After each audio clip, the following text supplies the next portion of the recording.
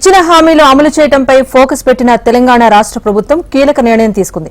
హామీలను అమలు చేసేందుకు కేబినెట్ సబ్ కమిటీ ఏర్పాటు చేసింది. Deputy CM Bhatti Vikramarka chairman గా సబ్ కమిటీని ఏర్పాటు చేసింది ప్రభుత్వం. కమిటీలో సభ్యులుగా మంత్రులు పొన్నం, శ్రీధర్ బాబు, పొంగులేటి శ్రీనివాస్ ఉండనున్నారు. ప్రజాపాలనలో వచ్చిన అప్లికేషన్ల ఆధారంగా అర్హులైన వారికి పథకాల అమలుపైన కేబినెట్ సబ్ కమిటీ చర్చించబోతోంది.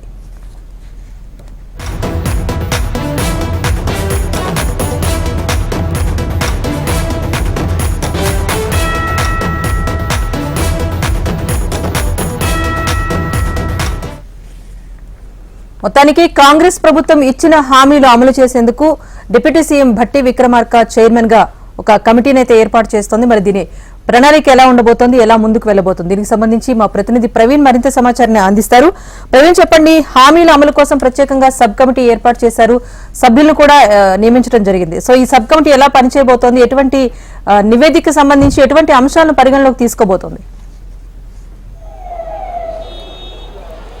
ఈశ్వరి, ఇప్పటివరకే 6 గ్యారెంటీల్లో కూడా అమలు చేసే దిశగా కూడా తెలంగాణ ప్రభుత్వం అడుగులు వేస్తున్న నేపథ్యంలో కాసేపటి క్రితమే మంత్రులతో ముఖ్యమంత్రి సమావేశం ముగిసిన ఆ సమయంలో మాత్రం ఒక కేబినెట్ సబ్ కమిటీని కూడా వేయాలని చెప్పేసి కూడా ఇప్పటివరకే ఒక నిర్ణయాన్ని అయితే తీసుకున్నారు.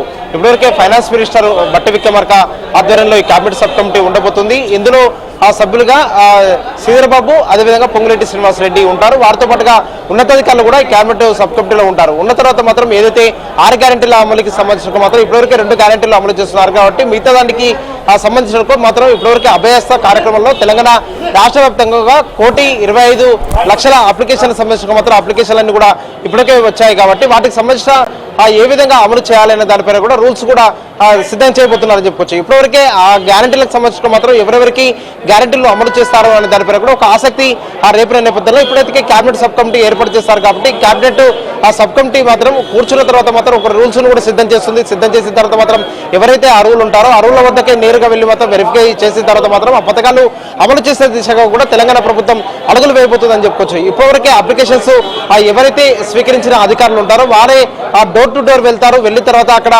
ఇలాంటి సమస్యలు వాళ్ళు వివరించారు. దాంతో పాటుగా ఇప్పటివరకు అభయస్థల్లో ఉన్న 5 పథకాల్లో కూడా ఏ పథకాన్ని వాళ్ళు చూస్ చేసుకున్న పథకానికి వాళ్ళ అర్హులా లేదా అనే దానిపైన కూడా అక్కడ ఉన్న టీమును కూడా వెరిఫై చేస్తుంది. చేసిన తర్వాత మాత్రం ఇప్పటివరకు డేటా ఎంట్రీకి సంబంధించిన మొదటగా ఈ నెల 17వ తేదీ వరకు కూడా ఆ డేటా ఎంట్రీ పూర్తి అవుతుందని చెప్పేసి కూడా మొదటగా భావించిన నేపథ్యంలో సమావేశాల్లో ఉన్నతాధికారులు కూడా డేటా ఎంట్రీకి ఇంకా సమయం కావాల్సి ఉంటుంది. ఈ సమయం చాలా కూడా పట్టే అవకాశం ఉందంటూ కూడా ప్రభుత్వం దృష్టికి తీసుకెళ్లిన నేపథ్యంలో మాత్రం ముఖ్యమంత్రితో పాటు అదేవిధంగా మంత్రులందరూ కూడా ఈ నెల 25 నుంచి 30వ తేదీ వరకు కూడా డేటా ఎంట్రీ కూడా పూర్తి చేయాలని చెప్పేసి కూడా ఇప్పటివరకే అధికారులకు కూడా సూచనలు చేస్తారు. 25 నుంచి 30 వరకు కూడా డేటా ఎంట్రీ పూర్తయితే ఆ తర్వాత ఆ కేబినెట్ సబ్ కమిటీ సమావేశం కాబోతుంది. సమావేశం అయిన తర్వాత మాత్రం తెలంగాణ రాష్ట్రంలో మాత్రం ఏ పథకానికి ఎంతమంది అర్హులు ఉన్నారో అర్హులకు పథకాలు అందించడానికి మాత్రం ఎంత నిధులు కూడా ఖర్చు అవుతున్నాయనే దానిపై కూడా ప్రభుత్వం ఒక నివేదిక కూడా సిద్ధం చేస్తుంది.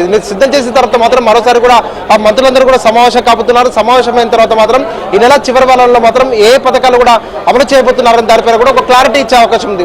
ఇప్పటికే కాంగ్రెస్ పార్టీ ఎన్నికల సమయంలో చెప్పిన ప్రకారం 100 రోజుల్లో కూడా గ్యారెంటీలు కూడా అమలు చేస్తామని చెప్పాం. కానీ ఎక్కడ కూడా 30 రోజుల్లో అమలు చేస్తామని చెప్పేసి కూడా ఇప్పటివరకే చెప్పలేదని చెప్పేసి కూడా ఇప్పటివరకే మంత్రులు కూడా తెలుపుతున్న ఆ సిచ్యువేషన్ నేపథ్యంలో మాత్రం ఇప్పటివరకే 2 గ్యారెంటీలు కూడా అమలు అవుతాయి. మిగతా ఆ పథకాలకు సంబంధించిన మాత్రం పథకాలు అమలు చేసే విధంగా కూడా కేబినెట్ సబ్ కమిటీ నిర్ణయం మేరకు మాత్రం ఎలాంటి రూల్స్ అండ్ రెగ్యులేషన్స్, దాంతో పాటుగా ఎంతమంది లబ్ధిదారులు ఉన్నారు, ఎన్ని కోట్ల నిధులు కూడా అవసరం ఉంటుందన్న దానిపై కూడా చర్చించిన తర్వాత మాత్రం పథకాల అమలుకు సంబంధించిన మాత్రం ఎప్పటి నుంచి అమలు చేస్తారని దానిపై కూడా ఒక క్లారిటీ ఇచ్చే అవకాశం ఉంది. రాజేశ్వరి, ప్రవీణ్, మరి అంటే లబ్ధిదారుల ఎంపిక విషయంలో కూడా ప్రజల నుంచి కొన్ని వినతులు వచ్చాయి. అట్ ద సేమ్ టైం ప్రతిపక్షాల నుంచి ఆరోపణలు కూడా వస్తున్నాయి. సో 40 రోజులు ముగిసిపోయింది, ఇంకా ఉన్న తక్కువ సమయంలో ఈ లబ్ధిదారుల ఎంపిక ప్రక్రియ కానివ్వండి, తెర మీదకి వచ్చిన అంశాల విషయంలో కానివ్వండి, ఎలా ముందుకు వెళ్లబోతున్నారు? ఈ 40 రోజులు ముగిసిన నేపథ్యంలో తక్కువ సమయాన్ని ఎలా సద్వినియోగం చేసుకోబోతున్నారు? కసరత్తు ఎలా ఉండబోతోంది?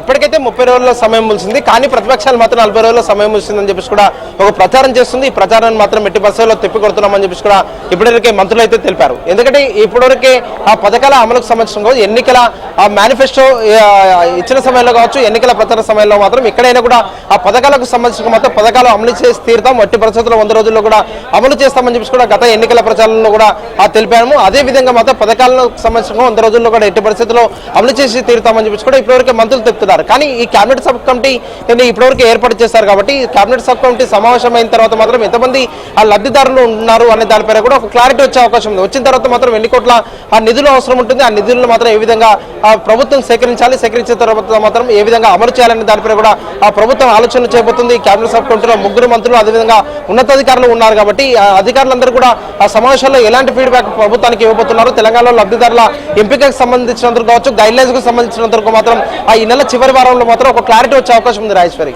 Right, thank you Praveen.